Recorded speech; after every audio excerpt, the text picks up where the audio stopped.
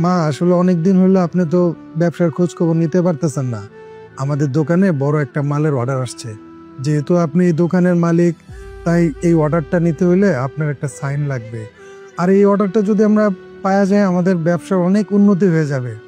আর মা, আপনি তো আমাকে নিজের ছেলের মতোই দেখেন, তাছাড়া আপনার এই বিপদের সময় পাশে দাঁড়ানো এটা আমার দায়িত্ব আমি মনে করি। সেটা আমি জানি বাবা, তুমি আছো বলেই তো আমি একটু শান্তিতে আছি। দাও বাবা, কোথায় সই করতে হবে আমি সই করে দিতেছি। এই যে মা, এই যে এইখানে। খবরদার, আপনি এই জায়গায় সই করবেন না। এটা কোনো দোকানের কাগজ না, এই কাগজটা হইতেছে এই সমস্ত সম্পত্তির দলিল।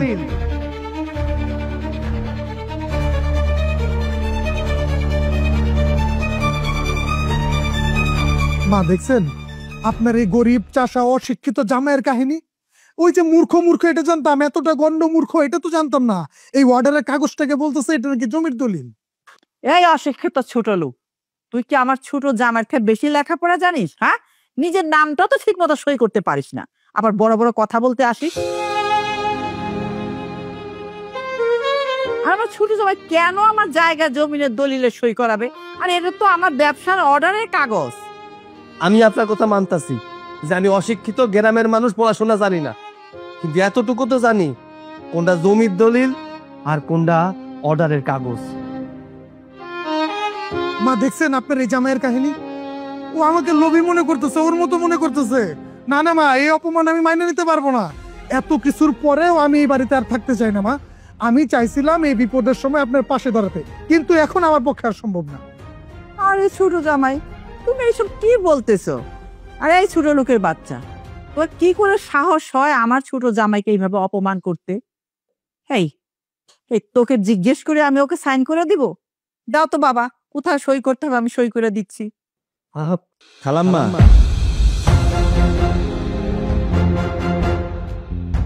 আপনি বারবার কারা অশিক্ষিত কইতাছেন? এই রবিন স্যার রে আপনি জানেন রবিন স্যার কে?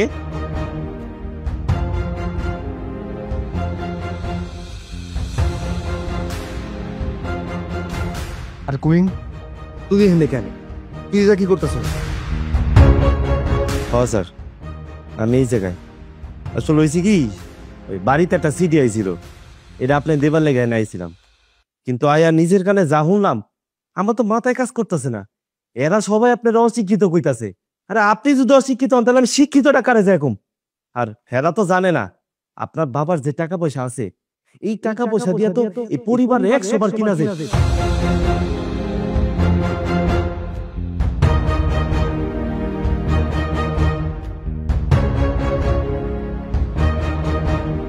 করিম, এক কাম কর, কাগজটা দিয়ে জায়গাতে যা, কারণ এটা আমাকে পারিবারিক বিষয়, এই বিষয় নিয়ে নাক না গলানোই ভালো।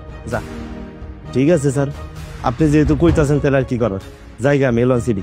করিম ভাই খারান, আপনি কোথাও যাইবেন না। আচ্ছা, আপনি কি কইলেন? এইটা তোর বাবার যা আছে তা দিয়ে আমাগো 100টা পরিবার কেনা যাইবো। আর আপনি তো এইটাও কইলেন যে ও নাকি ফার্স্ট ক্লাস ছাত্র। এসবের মানে কি? ম্যাডাম, আপনি জানেন না? আরে আমাকে রবিন স্যার তো লন্ডনে বড় বিশ্ববিদ্যালয় থেকে ল নিয়ে পড়া ফার্স্ট ক্লাস হয়েছে।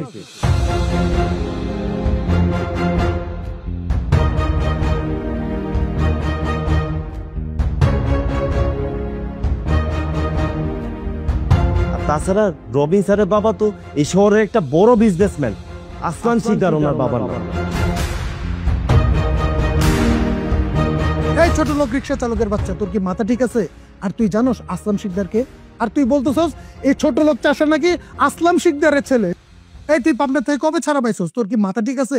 তুই কি জানোস আসলাম শিকদারকে? হ্যাঁ জানে, খুব ভালো করেই জানে আসলাম শিকদারকে। আসলাম শিকদার 100 টাকা ইনকাম করে 1000 টাকার ফুটানি দেখায় না। আর আমি আসলাম শিকদারের একমাত্র উত্তরাধিকারী, রবিন শিকদার।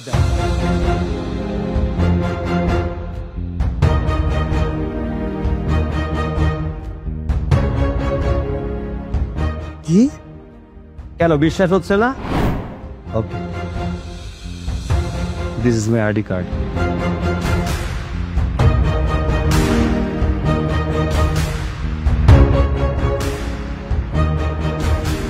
আসলে তো করিম ভাই তো একদম ঠিক কথা কইছে। রবিন, তুমি এত বড় পরিবারের একটা পোলা হইয়া এতদিন আমার কাছে তোমার সব পরিচয় লুকায় গেছো। আর মা, রবিন একদম ঠিক কথা কইছে। এইটা কিন্তু কোনো অর্ডারের কাগজ না, এইটা হইতাছে আমাগো জায়গা সম্পত্তি যা আছে ওইটার দলিল। এই দলিলে যদি একবার তোমারে দিয়া তোমার ছোট জামাই সিগনেচার করাইতে পারতো না, তাহলে এই জায়গা সম্পত্তি যা আছে সবকিছু তোমার ছোট জামাই। আপু, তুমি সব কি বলছো? পাগল হয়ে গেছো নাকি? আমি যা কইতাছি একদম ঠিক কইতাছি। তুই তো জানোস আমি একজন আইনজীবী, আমি এইসব সম্পর্কে খুব ভালো করেই জানি। আমার মুখের কথা যদি বিশ্বাস না হয় তাহলে তুই নিজে চোখে দেখ।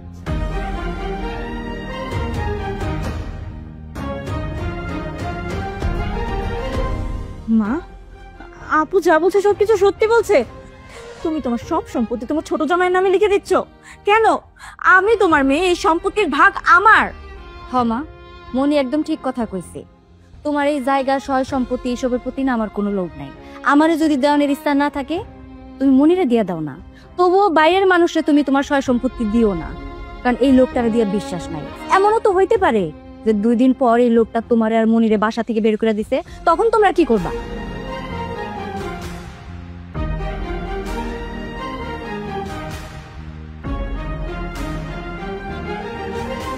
তোরা সবাই যে কি বলতেছিস আমার মাথায় কিচ্ছু ঢুকতেছে না।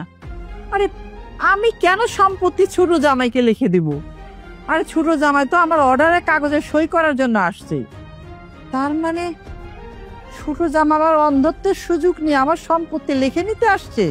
ছি ছোট জামাই, ছি। তোমাকে আমি আমার নিজের জীবনের চেয়ে বেশি বিশ্বাস করতাম, আর তুমি আমার সেই বিশ্বাসে এই মর্যাদা দিলে। তোমার জন্য আমি আমার বড় জামাইকে দিনের পর দিন অপমান করে গেছি। আচ্ছা বড় জামাই বাবাজি, তুমি এত বড় ঘরের ছেলে হয়ে কেন তোমার আসল পরিচয় লুকিয়ে রাখলে? যদি আসল পরিচয় লুকিয়ে না রাখতে তাহলে তোমার কাছে এত অপমানিত হতে হতো না।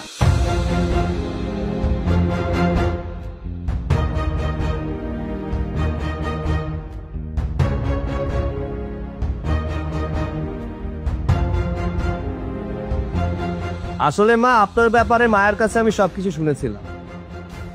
আপনি টাকার অহংকারে এবং শিক্ষার অহংকারে ডুবেছিলেন। কখনো গরিবদেরকে চোখে দেখতে পারতেন না, 2 চোখের বিষ ছিল গরিবরা। তাই আমি চেয়েছিলাম গরিব হয়ে আপনার মেয়েকে বিয়ে করে আপনার অহংকার নষ্ট করতে, চোখে আঙ্গুল দিয়ে দেখিয়ে দিতে যে শুধুমাত্র টাকা পয়সা থাকলেই মানুষ হওয়া যায় না, মানুষ হতে গেলে মনুষ্যত্বের প্রয়োজন, যেটা আপনাদের ভেতরে কখনোই ছিল না।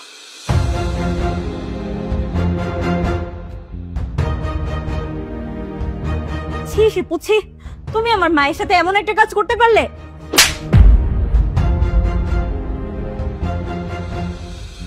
কেন করেছো তুমি এরকম? আমি মানলাম আমার মায়ের সম্পত্তির উপর আমারও লোভ ছিল, কিন্তু আমার মাকে ঠকিয়ে এই সম্পত্তি আমি আমার নামে করতে চাইনি। তুমি এরকম বিশ্বাসঘাতকতা আমার সাথে কেন করলে? আসলে তোদের কারোর কোনো দোষ নাই, সব দোষ আমার। আমি যদি বাইরের শিক্ষা না খুঁজতে গিয়ে ভিতরে শিক্ষা খুঁজতাম তাহলে আজকে আমাকে এই দিন দেখতে হতো না। বড় জামাই বাবাজি, তুমি তুমি আমাকে মাফ করে দাও বাবা, তুমি আমাকে মাফ করে দাও। আজকে আমি তোমার জন্য পথের ফকির হতে বেঁচে গেছি বাবা। আর মনি, এক্ষুনি তুই তোর জামাইকে নিয়ে আমার এই বাড়ি থেকে বেরিয়ে যাবি। যা, বেরো।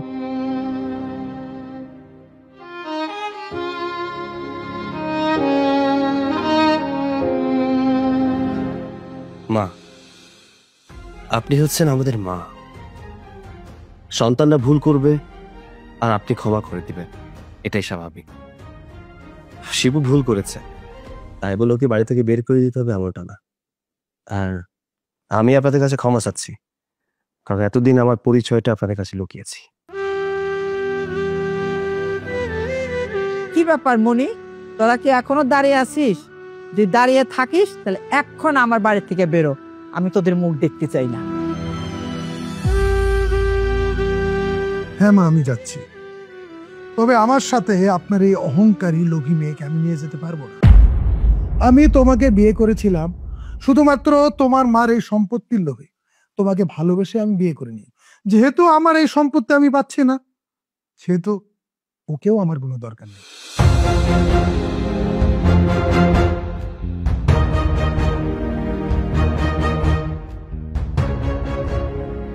হয়ে গেলাম।